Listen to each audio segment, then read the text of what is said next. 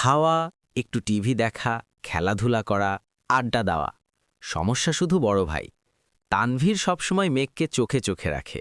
কি করছে, কি না করছে, কখন খাচ্ছে, পড়াশোনা করছে কিনা, এসব কিছু দেখাই যেন তার একমাত্র কাজ। কিন্তু মিম আর আদিকে কোনোদিন একটা ধমক পর্যন্ত দেয়নি তানভীর। এ কেমন দুমুখ ব্যবহার। তানভীর যতক্ষণ বাসার বাইরে থাকে, মেঘ ততক্ষণ মুক্ত, স্বাধীন। তানভীর বাসায় না থাকায় 3 ভাই বোন মিলে ছোটাছুটি করছে। মেঘ যা বলে ছোট দুটা তাই করে। মেঘ আর আবিরের এখনও দেখা হয়নি। মেঘ কোচিং থেকে এসে রুমে ঢুকেছিল। তার গিফট নিয়ে ব্যস্ততার কারণে সবেমাত্র রুম থেকে নিচে এসেছে। অন্যদিকে আবির বাসা থেকে চলে গেছে আরও 2 ঘন্টা আগে।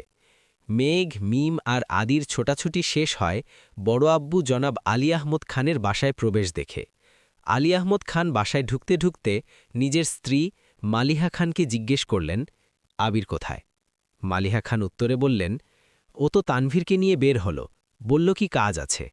আলী আহমদ খান সোফায় বসতে বসতে মেয়ের দিকে তাকিয়ে প্রশ্ন করলেন, পড়াশোনার কি অবস্থা আম্মু?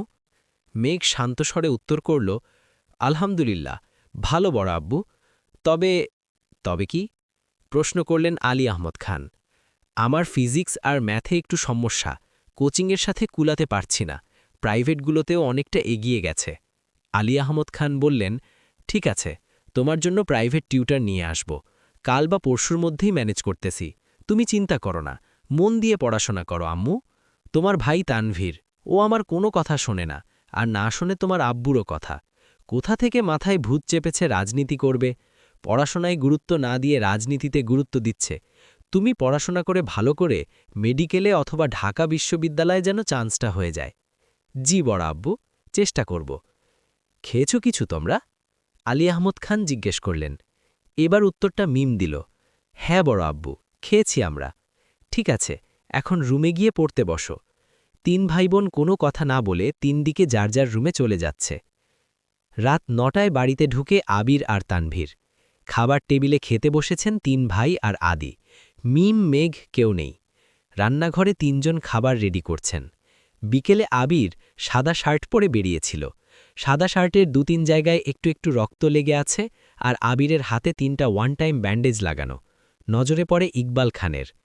কিরে আবির, তোর হাতে কি হয়েছে? শার্টেই বা দাগ কিসের? এই কথা শুনে ছুটে আসেন মালিহা খান। কি হয়েছে আবির? বুকের ভেতর ছ্যাঁত করে উঠেছে। একমাত্র ছেলের শরীরে একটা আঁচড়ও মা সহ্য করতে পারেন না। আবির, তেমন কিছু না, হাতে একটু লেগেছিল, ঠিক হয়ে যাবে, চিন্তা করো না। আর কথা না বাড়িয়ে সিঁড়ির কাছে চলে যায় আবির। আলী আহমদ খান ছেলের দিকে তাকিয়ে প্রশ্ন করেন, খাবে না? না আব্বু, বিকেলে খেয়েছি, খিদে নেই। এই বলে রুমের দিকে চলে যায় আবির। আবিরের কণ্ঠ শুনে মেঘ রুম থেকে বের হয় তাড়াতাড়ি। এতগুলো গিফট দিলে অবশ্যই ধন্যবাদ জানানো উচিত। 7 বছরের ভাইয়ের মুখটাও দেখেনি সে। কিন্তু মেঘ রুম থেকে বের হতে হতে আবির রুমে ঢুকে পড়েছে। মেয়ের চোখে মুখে নীরবতা।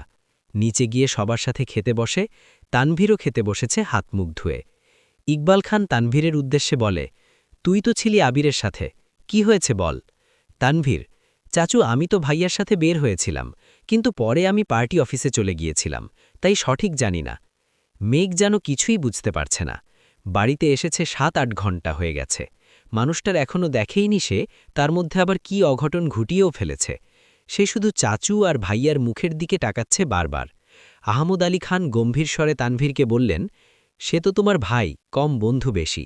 তাকে বলে দিও কোনো প্রকার মারপিট আর রাজনীতিতে যেন না জড়ায়। আর এটাও বলে দিও তাকে, তার বয়সটা কিন্তু আমি পার করে এসেছি। তাকে দেশে এনেছি মারপিট করার জন্য না, আমাদের ব্যবসার হাল ধরার জন্য। তানভীর, আসলে বড় আব্বু সামান্য হাত কেটেছে ভাইয়ার। আলী আহমদ খান, থাক, আমায় কিছু বুঝতে হবে না। কোনটা মারপিটের কাটা আর কোনটা কেটে যাওয়া আমি তা বুঝি। তুমি তো নিজের রাস্তা বেছেই নিয়েছ, অন্তত তাকে বোঝাও এসবে যেন না জড়ায়। জি বড় আব্বু। মেঘ আচমকা প্রশ্ন করে বসে, কি হয়েছে? তানভীর মেয়ের দিকে চোখ রাঙিয়ে তাকিয়ে বলে, তুই চুপচাপ খা। ইকবাল খান বড় ভাইয়ের দিকে তাকিয়ে বলে, আবির কেন মারামারি করবে?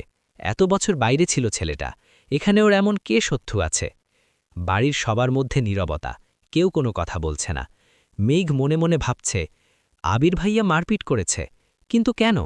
এত বছর ভাবতাম আমার ভাইই পচা, রাজনীতি করে, আমায় শাসন করে, কিন্তু আবির ভাই তো দেখা যাচ্ছে পুরাই হিটলার। কোনো এক আশঙ্কায় আরিবের মাথায় চিনচিন ব্যথা অনুভব হয়। ভীতিতে রক্ত হয় তার শ্বাস। বারান্দায় দাঁড়িয়ে অনমনে কি যেন ভেবে যাচ্ছে ছেলেটা। দূরে ওই চাঁদের দিকে তাকিয়ে আছে চক্ষুসল। একটি মুহূর্তের জন্য সরছে না তার দৃষ্টি, পলকও পড়ছে না একটিবার তার দুর্বোধ্য দৃষ্টি। এবার মিলিয়ে দেখো, যদি আর কোনো লাইন থাকে দাও। হঠাৎ কারো অস্তিত্ব বুঝতে পেরে সাবলীল ভঙ্গিতে নড়েচড়ে দাঁড়ায়, দৃষ্টি সরিয়ে নেয় চাঁদ থেকে, ঘাড় ঘুরিয়ে দেখে নেয় মানুষটাকে। তারপর ধীরস্থির কণ্ঠে জানতে চায়, কিছু হয়েছে?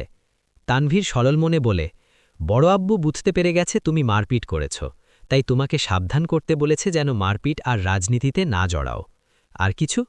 অবহেলায় প্রশ্নটা করল আবির। না, তেমন কিছু না, ব্যবসার হাল ধরতে বলল। তানভীর উত্তর দিল। আবির, আচ্ছা ঠিক আছে, আর কিছু বলবি? তানভীর, ভাইয়া মাথা ঠান্ডা করো তুমি, বাদ দাও প্লিজ, আমি তোমাকে শুধু জানিয়েছিলাম বিষয়টা। তুমি যে এভাবে দেশে চলে আসবে আর এইভাবে ঝামেলা হবে এটা আমি ভাবতে পারিনি, বুঝতে পারলে আগেই ব্যাপারটা সলভ করে ফেলতাম। আবির, তুই আমায় বাদ দিতে বলছিস? বাহ। তানভীর, আমি এভাবে কিছু বলিনি ভাইয়া, যা হবার তো হয়েছে। তুমি যা করেছো এরপর আশা করি আর কিছু হবে না, তাই বলছিলাম এসব চিন্তা বাদ দিয়ে একটু রেস্ট নাও, অনেকটা জার্নি করে এসেছো।